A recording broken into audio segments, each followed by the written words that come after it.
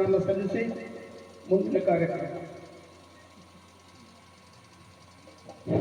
ಓಂ ಶ್ರೀ ಗುರು ಬಸವಲಿಂಗಾಯ ನಮಃ.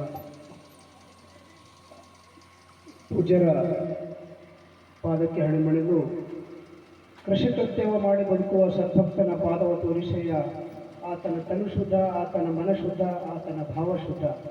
ಆತನ ಮನೆಯಲ್ಲಿ ಹೊಕ್ಕು ಲಿಂಗಾರ್ಚನೆ ಮಾಡಿದ ಗುರುಪಾವನೆ ಎನ್ನುವಂತೆ ಇವತ್ತಿನ ದಿವಸ ನಮ್ಮ ಗ್ರಾಮದವರೇ ಆಗಿರ್ತಕ್ಕಂಥ ಶಾಂತಯ್ಯ ಕಂಠಯ್ಯ ಮಠಪತಿಯವರಿಗೆ ಪೂಜ್ಯರಿಂದ ಆಶೀರ್ವಾದ ಸನ್ಮಾನ ನೆರವೇರುತ್ತದೆ. ಆದ ಕಾರಣ ಶಾಂತಯ್ಯಪುರ ವೇದಿಕೆ ಕಡೆ ಹೋಗಬೇಕಂತ ಕೇಳ್ತೀವಿ.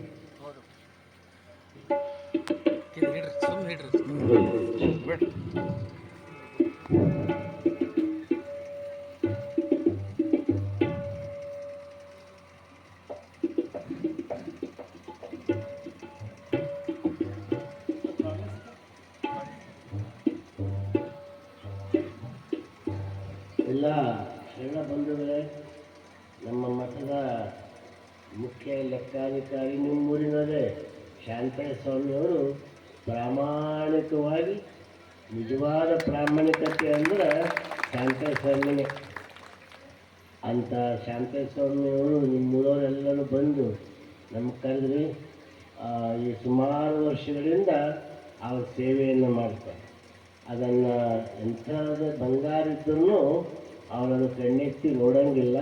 ಅಂಥ ಪ್ರಾಮಾಣಿಕತೆಗೆ ಇನ್ನೊಂದು ಹೆಸರಂದರೆ ಶಾಂತಯ್ಯ ಸ್ವಾಮಿಯವರು.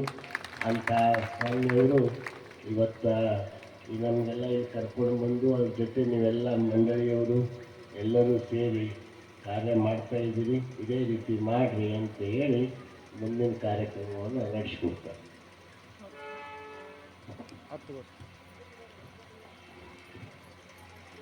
ಶ್ರೀ ಗುರು ಬಸವ ಲಿಂಗಾಯ